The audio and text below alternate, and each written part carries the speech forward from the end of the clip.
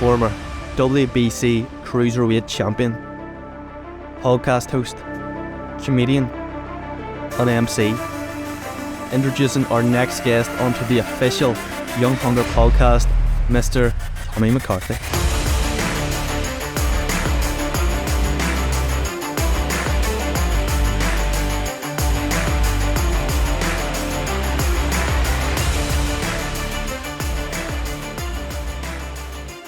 Hi, I'm Tommy McCarthy, professional boxer, stand-up comedian, former European Cruiserweight champion, former WBC International champion, and I'm here on the Young Hunger podcast. So how did you sort of get into boxing then? Basically, I had always loved boxing, and my family were casual fans of boxing.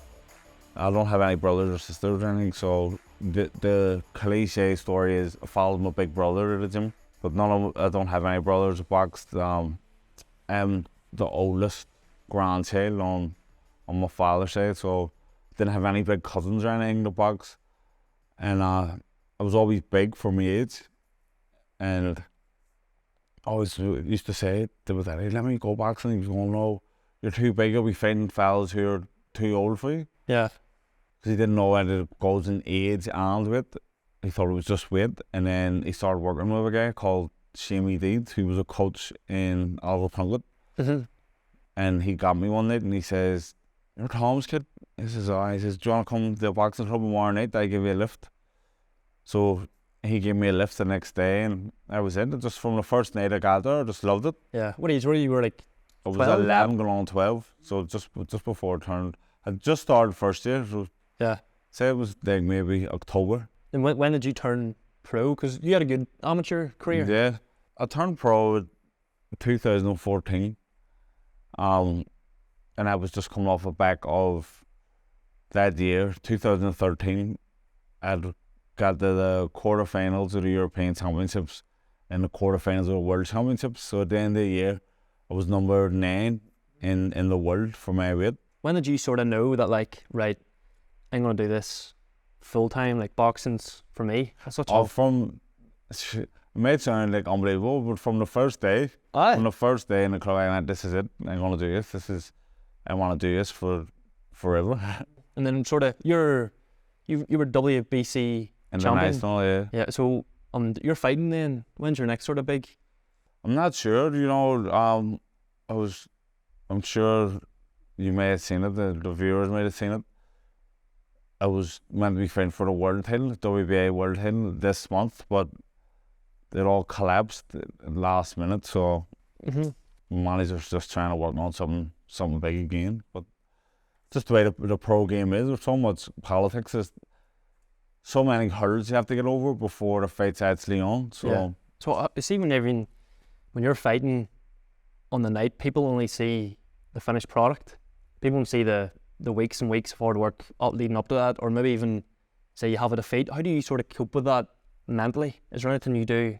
Because it's a mental game too, isn't it? Yeah, well, coping with the training mentally is like focus on the end goal. You know, this isn't all for waste, or this isn't all gonna go to waste. This is all for me to become a champion. You know, and that's what just drives me. The glory. This is what. Because it's weeks and weeks in a camp, but it's really a lifetime of work. Every time you fight, you know, all those years of work, you have to put them all together on the night. Mm-hmm. And so that's what motivates me, just, you know, the ambition that I've had since I was 12. And, you know, I always wanted to be a champion. It was never about the money, but the money and the championship goes hand in hand. So for me, to become a world champion will, you know, create a comfortable life for me and my family. And your mate does it, Tyrone? And Tyrone as well. So me and him both boxed for the same amateur club. He'd been boxing a year before me, and so we came up through the amateur ranks together and travelled the world together and then turned pro. He turned pro a few years before me. He actually turned pro in America. He went to New Jersey first, and then on to Philadelphia. Mm-hmm. And then we ended up in the same camp for a couple of years as pros. So Was that a big help, sort of having that sort of brother sort of? say to be honest, it wasn't even a thing for me because our pro careers have been so like, separated. Like I say, he spent a lot of his early years in America. Yeah. And then when he came back from America, he was training in Scotland and he was training in England. I was used to him not being there. And then when we went to Dublin then and we were training together, it was nice to have, someone to travel with, but it wasn't like, it didn't motivate me anymore because I was already highly motivated as it was. But like you said, it's good to have your friend, your brother with you. If you weren't doing boxing, what do you think you'd be doing? If I wasn't doing boxing, I would be doing music. Aye. Yeah, 100%. Like my family is a big music family on my mother's side. So all my aunties are all gospel singers. My cousins are all singers and musicians. Mm-hmm. So before I started boxing, I was playing the guitar, and I started playing the guitar when I was like 9. So my whole ambitions as a 9-year-old was I want to be the best guitar player in the world. Yeah. So I was playing right up, and then even while I was boxing for the first few years, I was playing guitar. And then it got the stage where my granddad said to me, listen, you're playing guitar, you're playing GAA, and you're boxing, you need to pick one and put your 100% effort into it. Yeah. So I picked boxing. But if I didn't box, definitely we'd be doing music. Yeah. Well, do you have a cousin who played in like Limelight or something 10 years ago? I seen a post you did. No, my cousin is Labyrinth, the singer Labyrinth. Uh-huh. So he's like a year or two older than me, so me and him would be close. Oh. So growing up, me and him would have been always like making songs and playing guitar and playing instruments together, and me, him and his brother Stephen. Yeah. So music music is my first love and like my first passion. It still is. I don't play as much as I should, but I'm always listening to music. I'm a music man at heart. MCing? Oh, how did that come about? One of my friends years ago, like I've been doing the MCing for years. He was running a boxing show and then he needed an MC, and I said, I'll do it. So it's like anything. Somebody sees you doing something, somebody else will do my show, and so on and so on. So yeah, that's just the way it's been going. And then when the comedians were all boxing each other, I says, I'll MC it. I didn't even I says, I'm going to MC it. Yeah. Just told them I was doing it, and they were like, wait. Let's get ready to chuckle. Yeah. Because I seen that earlier, I was laughing, I was like, it actually sounds good. Yeah. Sounds legit, yeah.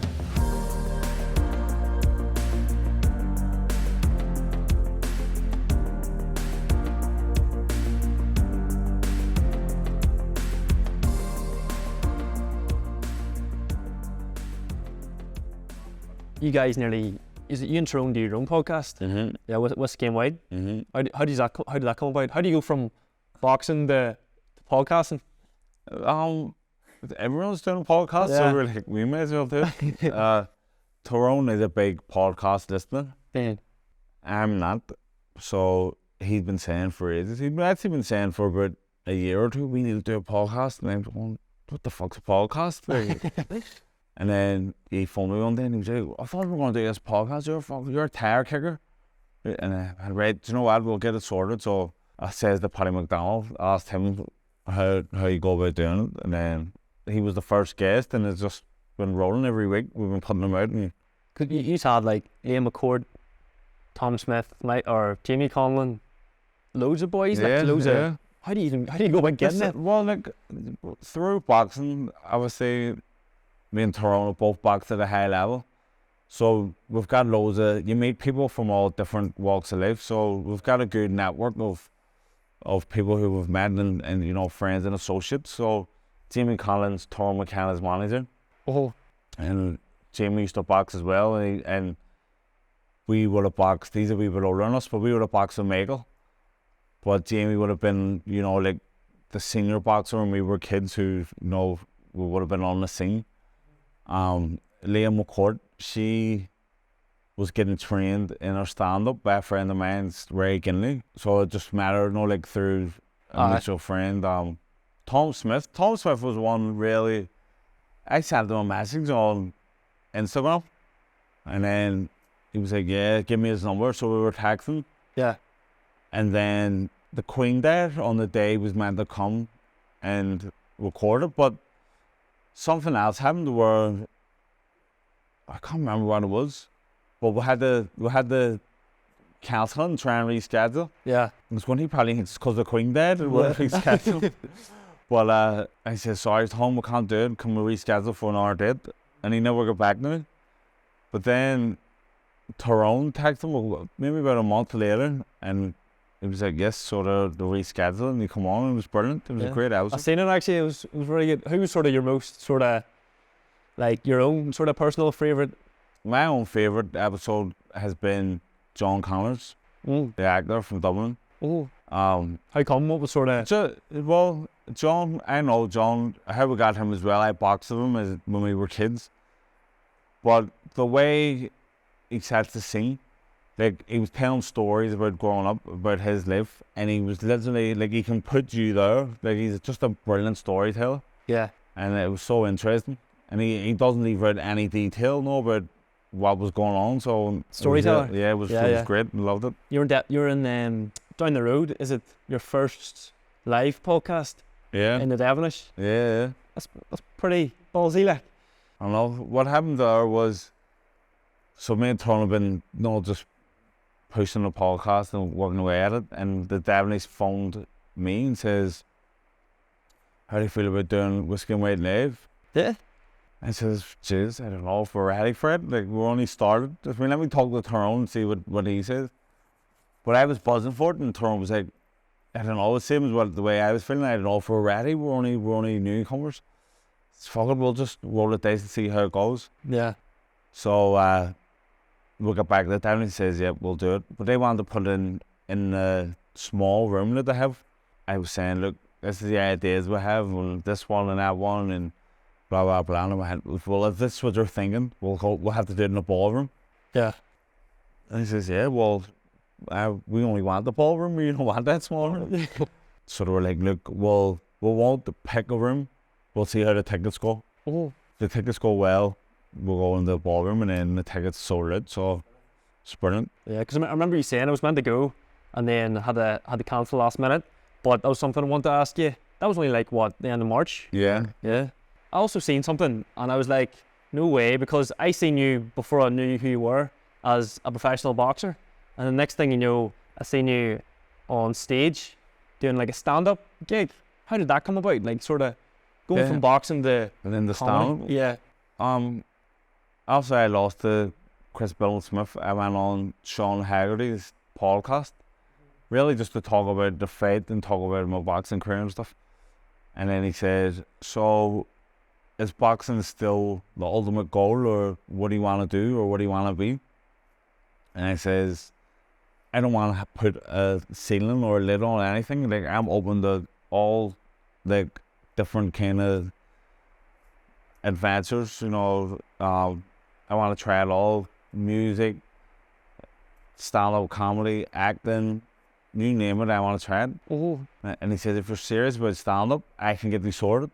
And I went, I'm serious, let's do it. So he gave me 5 minutes on the start of his show.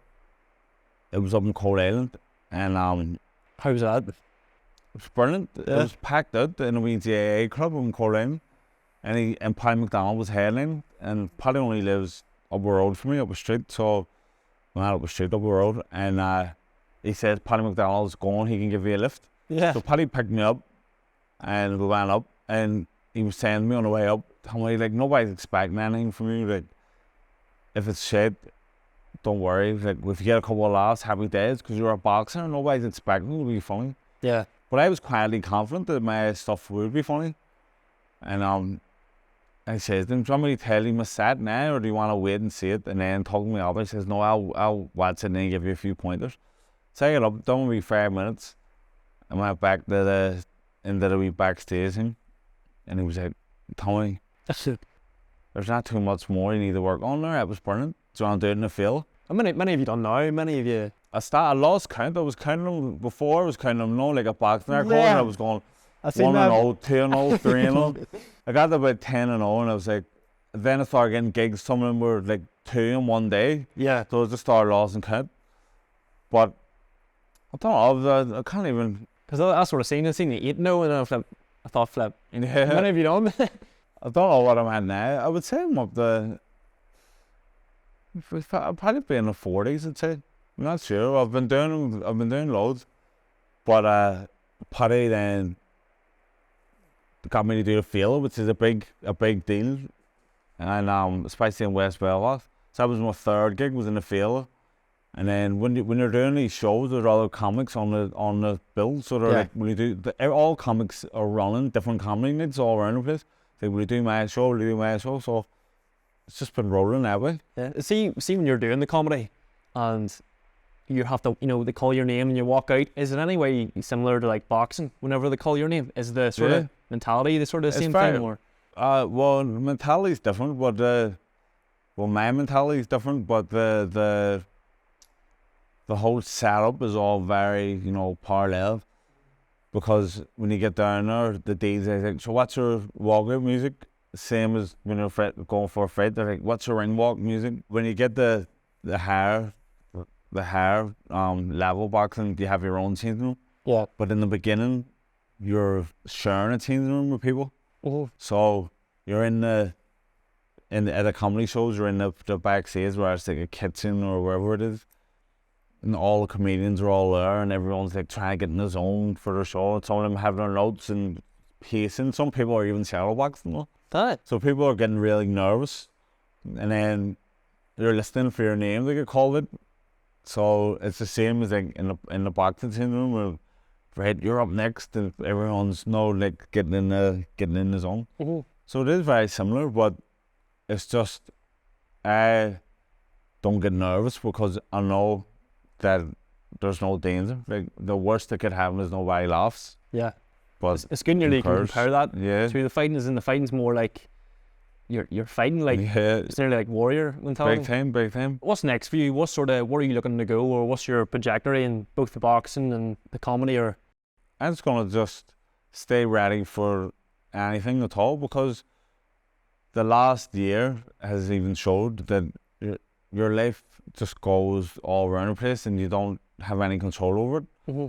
Like, I went from boxing, the podcasting, the stand-up comedy, the MCing, the commentating, all like in a space of a year. Oh, so I don't think I know anyone who does that stuff, because that's all completely all just different, and it's all just like all around the place. So like I said on Sean's podcast, I just want to do anything that is fun. Yeah. So anything that I'm interested in and seems like fun, and I want to try it. Are you into like the law of attraction or anything like that? Or are you ever into? Yeah, definitely. Read The Secret, and I'm a believer in, like, don't know how much you can manifest without doing stuff. I think, what they say, everything started as an idea. So in terms of, me even boxing, I always liked the idea of boxing, but I wouldn't have became a boxer if I didn't go to the gym. The idea of the podcast, me and Tyrone had the idea, and now it's flying. Same with stand-up, same with anything. So I do believe that you think things into existence, but you have to do a bit of work too. It's not like I couldn't have just sat in my living room and went, I want to be a stand-up comedian and never leave the house. Yeah, because that's the thing. I was saying the Ross coming up the road. Everyone we've done thinks about the law of attraction, and that's part of their life. So I was sort of interested in seeing what you sort of thought of that. Have you got any questions for me, or? Yeah, well, what's your thoughts on the law of attraction? To be honest, it's something sort of because me and was Ross and my brother, three of us who do the Young Hunger podcast, and it's something you've dabbled into, but whenever we've sort of touched base with each other, we've sort of been like, we've turned this, as you said, from an idea into something that we want to push further on, and I've sort of made that into reality as such. And then, we haven't got to your stage yet where you're doing the live podcast. Yeah, that's sort of something. All that is kind of, I suppose that is like manifesting and law of attraction and stuff, because that all kind of just happened, by, we didn't plan to do it. but I had been looking on Instagram with people's lives, and I was saying to them, I think we could do a live. Yeah. And he was going, no. I said, not yet, like, but soon we'll be able to do one. And then a couple of weeks later, the Devon's phoned me. So But Devon's is a good venue too. Brilliant. Devon's is like the best for everything. You know, it's a great bar. So you can go for a drink, you can go for food, you can go for a night out, a nightclub, your wedding, wherever you want, it's there. Comedy shows, boxing, MMA, Devon's does everything. Yeah. See if someone, say a young person's watching this and they look up to you and Tyrone and even with the comedy and stuff, what advice would you give them if they're looking to follow in the likes of your own footsteps?